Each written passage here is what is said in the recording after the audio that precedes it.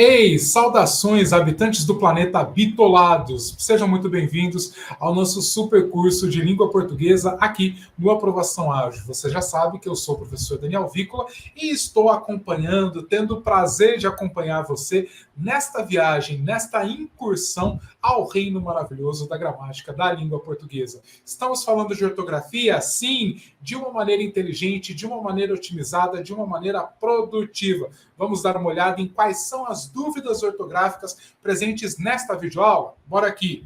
Vou dividir tela com a minha apresentação e aqui na nossa segunda aula sobre dúvidas ortográficas, começaremos falando sobre o uso de A com H ou A sozinho. Vamos entender quais são essas palavras e quando devemos empregá-las com propriedade. Bora lá. O verbo haver, né? Haver tem H. Então, o A com H é uma conjugação do verbo haver em todas as circunstâncias. Se eu estou falando de A com H e acentuado, recebe o acentozinho agudo, indicador da tonicidade dessa palavra, é, portanto, uma conjugação do verbo haver, sinônimo de existir. Acompanhe aqui comigo. Utilizamos o verbo haver, portanto, A com H, sempre quando for uma conjugação do verbo haver, sinônimo de existir. Trago exemplos. Há bons restaurantes naquela região. Olha eu, já pensando no que vem depois. Há bons restaurantes naquela região. Existem bons restaurantes. Não é? Há bons restaurantes naquela região. Depois, não há com que se preocupar, Asdrubal ou Asdrubal. Não há com que se preocupar. Não existe com que se preocupar. Tá aí fervendo os neurônios à toa, rapaz. Depois, sempre há um caminho para quem acredita em si próprio. Parece autoajuda barata, né? Não é não, acredito nisso de verdade. Sempre há um caminho para quem acredita em si próprio. Para lá da gramática, minha gente, isso é um assunto que você deve levar para a vida. Haja o que houver, aproveitando o verbo haver, não desista de si próprio. Não desista de si mesmo. Vá adiante. Você pode, se você quiser, você vai conseguir. Próximo slide, vejam lá. Também utilizamos o A com H, que é conjugação, portanto, do verbo haver, quando fizermos referência a um tempo passado, a um tempo transcorrido. E aí, vamos associar o seguinte. O H do A é o H de história. Estão vendo aqui ao lado, aqui em cima? Eu coloquei um H bem grandão.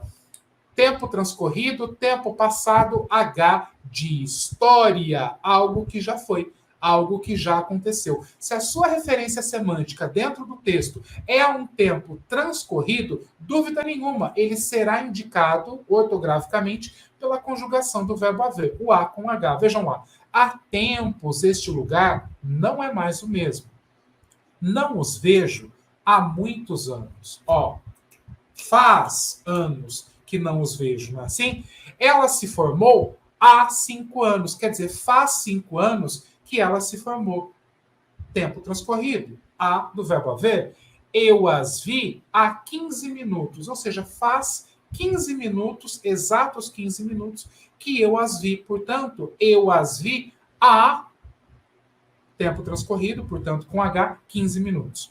Há muito tempo a situação se agravou. Como a referência é a um tempo já passado, o verbo haver, né, o A com H, indicando tempo histórico, tempo transcorrido. Certo? Vamos então agora a um outro exemplo clássico, né, de emprego agora do A com H acompanhado do advérbio atrás. Se eu acabei de lhe explicar que o A com H, conjugação do verbo haver, faz referência a tempo transcorrido, por que eu vou utilizar o atrás junto dele? Eu gero uma situação de inchaço textual, não é de redundância, porque essas duas expressões, tanto o verbo haver quanto o advérbio atrás, já me remetem a esse tempo pregresso. Não há necessidade de colocá-los juntos nas mesmas orações, como acontece, por exemplo, em toda esta tela que agora ocupa o seu monitor. Vejam lá, há 5 anos atrás, visitamos a região a trabalho. Você ouviria isso, você veria isso isso, você leria isso com muita facilidade. Contudo, não está correto. Depois, há 10 minutos atrás, ele estava aqui. Perceba que é um vício, né? Na fala, vem muito facilmente, sem nem sequer a gente pensar a respeito desse emprego. Como estamos habituados a falar sem refletir a respeito, acabamos não aprendendo. E não estou dizendo, não faça isso nunca. Mas eu estou dizendo, não faça isso numa redação, por exemplo. Não faça isso num e-mail. Não faça isso em nenhum ambiente que requeira o uso formal da língua. Se quiser fazer no seu cotidiano coloquial, beleza, não tenho absolutamente nada a ver com isso. Porém, na posição de professor da língua portuguesa, preciso lhe falar. Na linguagem coloquial, do dia a dia, do cotidiano, né? Ok, beleza, não tenho nada com isso. Em contextos formais de uso de emprego da língua, não posso permitir que isso aconteça. Beleza? Combinados assim, então. Então, há um mês atrás, fui aprovado. Essa lei foi criada há muito tempo atrás e depois eu a vi alguns dias atrás. Mais uma vez, contextos coloquiais é assim que fazemos, é assim que falamos, é assim que talvez até escrevamos em determinados contextos. Porém, no padrão culto, segundo o padrão culto da língua, as formas corretas seriam estas aqui. Perceba que em cada frase eu fiz uma opção. Ou eu mantive o verbo haver, ou eu mantive o atrás. Os dois juntos, nunca. Veja como fica melhor, do ponto de vista da gramática, a formulação de todas essas orações. Há 5 anos, visitamos a região a trabalho. Pronto. O há 5 anos já me dá essa ideia de tempo transcorrido. Depois, 10 minutos atrás, ele estava aqui. Perfeito, elegante, conciso. Há um mês fui aprovado. Perfeito? Esta lei foi criada há muito tempo. E, por fim, eu a vi há alguns dias. Ou eu a vi alguns dias atrás. Perfeito. Né? Faça a sua escolha, ou um ou outro, jamais os dois juntos, se estivermos fazendo o uso padrão, o uso culto da linguagem. Ok? Agora sim, o a sozinho, o a preposição. Percebam que já logo de cara mudei de cenário. Você estava falando de um tempo pregresso, de um tempo passado, agora o cavaleiro cavalo em sua nave espacial já denuncia. Estamos falando do futuro, estamos falando do amanhã. Então este a sozinho, o a preposição, é o a do amanhã, aquilo que ainda vai vir, aquilo que ainda acontecerá. Portanto, neste quesito semântico específico, o A com H e o A sozinho são opostos. Um me remete ao passado, este agora me remete ao futuro. Vejam lá. Nós nos vemos daqui a alguns dias. Ó, daqui a alguns. Tá para frente. Né? Então é o A preposição que eu vou utilizar. A aula começará daqui a pouco. Ó. Daqui a pouco é sempre o A sozinho, porque é o A que ainda vai acontecer. Daqui a 2 meses estarei formado. Estamos a 2 meses das eleições. Viajo daqui a 2 semanas. Veja, daqui a 2 semanas, tempo futuro, a referência textual sempre será feita pelo a preposição. O a sozinho, bonitinho, da maneira como você vê aqui nos meus destaques. Olha só que notícia legal que eu tenho para você que está assistindo a essas aulas aqui do canal da Aprovação Ágil. Eu vou liberar 7 dias grátis para você no acesso prata do aplicativo da Aprovação Ágil. E aí você vai ter acesso a mais de R$9.000 em cursos, com tudo que nós temos aqui de metodologia, os livros da Aprovação Ágil, os workshops, imersões, os desafios práticos e ainda acesso completo a tudo que nós temos das matérias básicas, cursos em videoaulas de português, matemática, raciocínio lógico matemático, informática, aulas práticas de engenharia reversa, gravações das mentorias, materiais enxutos de português e muito mais. 7 dias grátis. E ainda depois você consegue continuar no aplicativo por menos de R$1 por dia. Então aproveite, está disponível para vocês aqui no primeiro link da descrição e disponível por pouco tempo, tá? Então seja rápido. Também utilizamos o a sozinho, o a preposição, fazendo referência a distâncias. Observe os exemplos. Elisa morava a 2 quadras da igreja. A 2 quadras, este a preposição, sempre assim, sozinho. Meu trabalho ficava a 2 quadras da Avenida Paulista. São Carlos fica a 3 horas da capital. Perceba que a distância não precisa ser dada em metros, né? Ou distâncias físicas. Pode ser dada em horas. E nós utilizamos bastante essa forma, né? Moramos a 4 horas da capital. Esse a é o a preposição e a distância aqui está dada em horas, né? O tempo que se gasta para chegar de um ponto a outro. Atenção!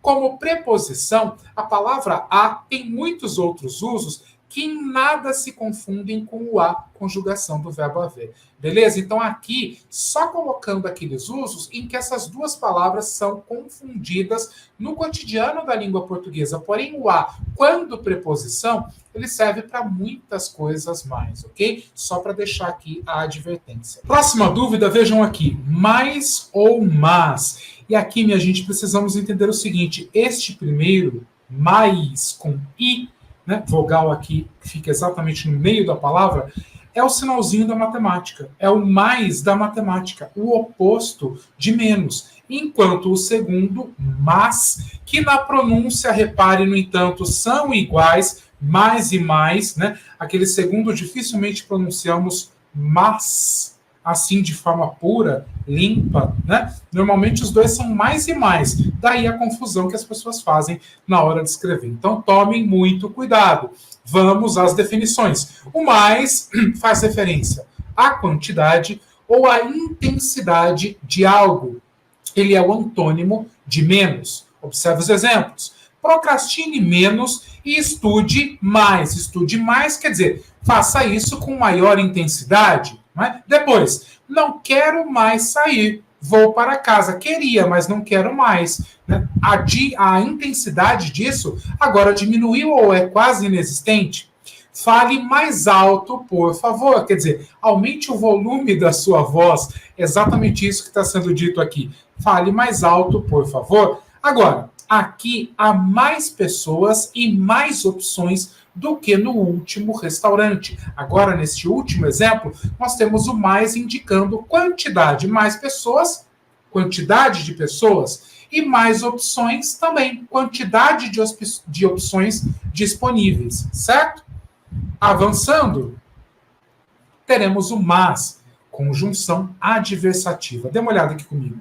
É uma conjunção adversativa semanticamente equivalente a um porém, todavia, a um contudo ou a um entretanto. Perceba que sendo conjunção e mais, sendo conjunção de um mesmo tipo, que no caso são as adversativas, há uma equivalência muito grande entre uma e outra. São daqueles raros casos que expliquei para vocês lá na aula de semântica de sinonímia que podemos chamar de perfeita, porque elas são sim equivalentes quanto ao significado. Então vejam lá.